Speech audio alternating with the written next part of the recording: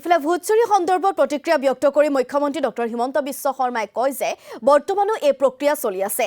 এটো কোনো ভোটচুৰি নহয়। প্ৰতিটো ৰাজনৈতিক দলে বিএলএ নিযুক্তি দিব পাৰে। যোগ্যজনৰ নাম ভোটাৰ তালিকাত থাকিব আৰু অযোগ্যজনৰ নাম ভোটাৰ তালিকাৰ পৰা কটা যাব। এটো এটা অৱধাৰিত প্ৰক্ৰিয়া। কিবা অভিযোগ থাকিলে কংগ্ৰেছ দলে অভিযোগ দিব পাৰিব বুলি মন্তব্য মুখ্যমন্ত্ৰী। ভোট চোৰ कहा ভোট हुआ ही नहीं है। Very good, they should file it. So जब election commission is in on process, no list has been published so far.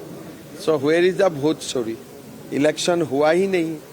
They are alleging that the BJP president is giving instructions. BJP president has to give instruction to its BLA so that ineligible voters' name can be deleted and eligible names are entered.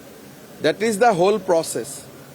Otherwise, why the voter list should be revision if nobody's name is deleted and nobody's name is included? So that's the reason why entire exercise is on. But every party can do that. Not only BJP, even Congress can also file complaint.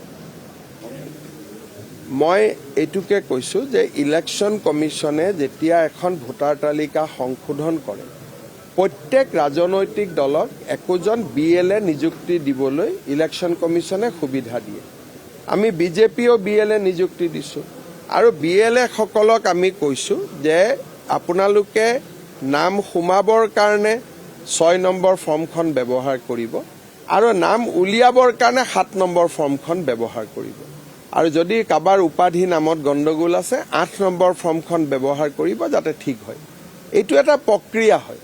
কিন্তু কাৰোবাৰ নাম কাটিব খুজিলে তেওঁলোকে notice যাব।